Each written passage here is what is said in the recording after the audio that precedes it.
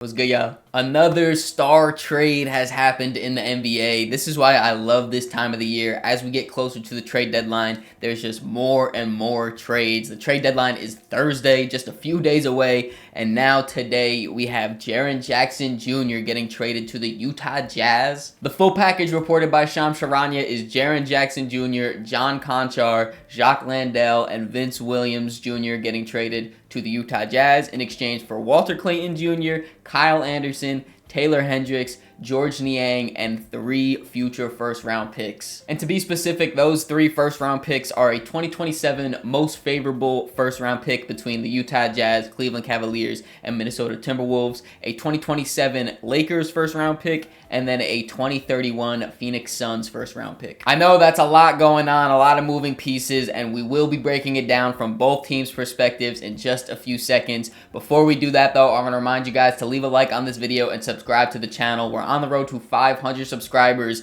and Thursday coming up at the trade deadline, we have a full trade deadline special coming out, so you guys do not want to miss that. Make sure you hit that subscribe button. But now let's get right into it and break down this trade. I'm going to, of course, start by talking about this from the Jazz perspective, considering they got Jaren Jackson Jr., the best player in this trade. I was very surprised at this trade, and that's not really a negative thing. I just didn't really expect the Utah Jazz to make a buy-in move at this time, right now, at the middle of the season. Right now, they have the 6th worst record in the entire NBA, and they are 8 games back of the 10th seed. So I would really expect the Jazz to kind of just coast this season out, maybe tank a little bit more and try to get a higher draft pick. But they go out and they get a guy like Jaren Jackson Jr. And again, I don't think that's a negative thing, just a very surprising move. We've seen players get traded and then they still sit out for the rest of the year because whatever team they got traded to is still tanking.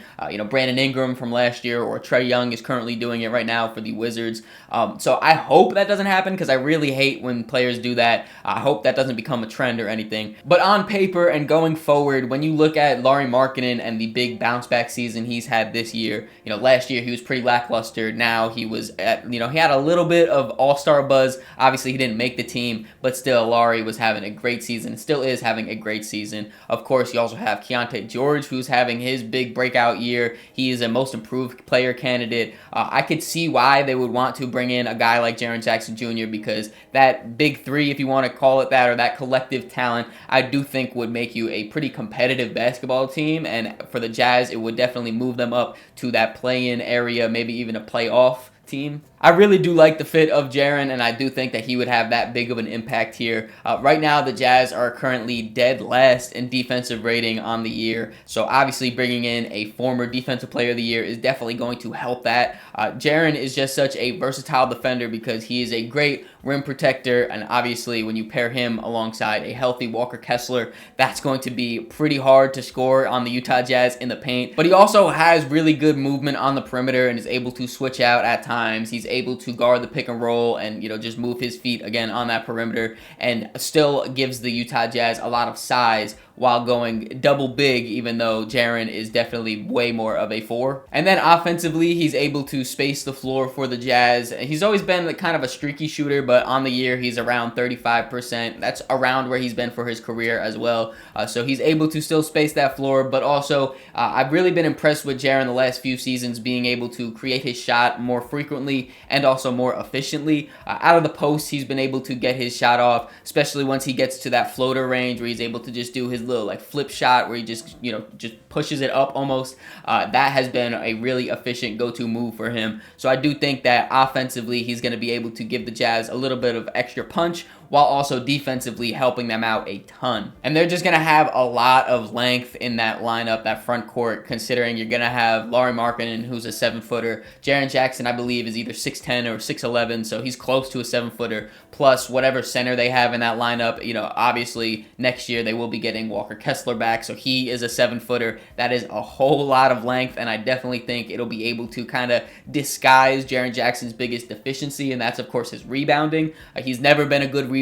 Right now, I think he's averaging around 5.5 rebounds per game as a 6'10 power forward. kind of does blow my mind, but Lauri Markkanen is a plus rebounder. Of course, Walker Kessler is a good rebounder. Even this season, as long as Jaren does actually play, Nurkic is going to be next to him for the majority of the time, I presume, and he is a good rebounder. Don't get me wrong, though. I'm sure we will be seeing some lineups and some stretches where Jaren is at the 5. Shout out to Lauri Markkanen. I do think that his rebounding and versatility just overall as a player will allow them to do that still. But I do think majority of the time Jaren is maximized as a 4, but he still gives them that different look when they want to go more perimeter centric. And then looking at the other players involved in this trade that the Jazz are getting, I do think that the rest of them could just be used as good depth for the Jazz.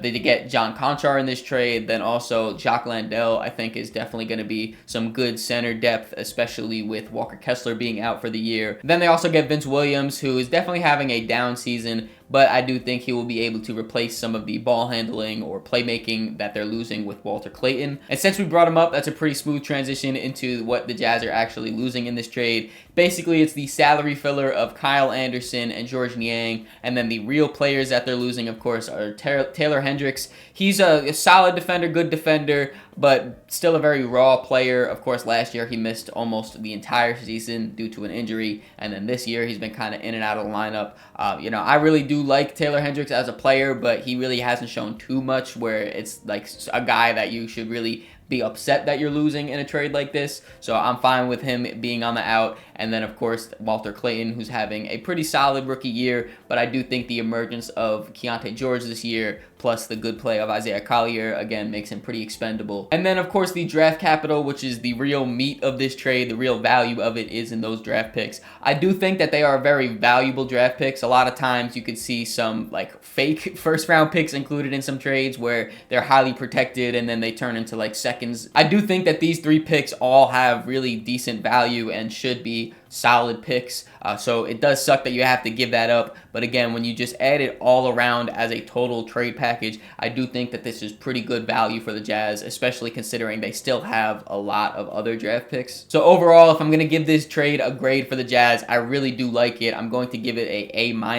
I think bringing in the talent of Jaren Jackson for this package is very good value, especially for Utah. They're not a free agent destination or anything, so bringing in a all-star caliber player, a former defensive player of the year, you can't really just have those guys walk into your door on any given day. So they took advantage of it and they got a good player. Again, I don't really know how much Jaren is going to play, if at all, this season. And even if he does, I don't know how much the Jazz are really going to be able to work their way back up into that play-in range. But going forward, like looking at next year and years to come, I really do like this trade for the Jazz. Now to look at this trade from the Memphis Grizzlies perspective, obviously when you see a trade like this, then also you have the Desmond Bane trade that happened over the summer. You could really see the Grizzlies' direction. They want to tear everything down and tank, essentially. I definitely would assume that Ja Morant will be moved. I don't know if that's going to be before the trade deadline, over the summer, whatever it is. The writing is on the wall now. The Grizzlies are going full rebuild. And looking at the return that they got for Jaren, obviously they did value the draft capital over the players. We saw this also with the Desmond Bane trade. But to quickly just look at the players they got, I do think that Walter Clayton could be a cool piece for them. He is a little bit older as a rookie, being 22 years old,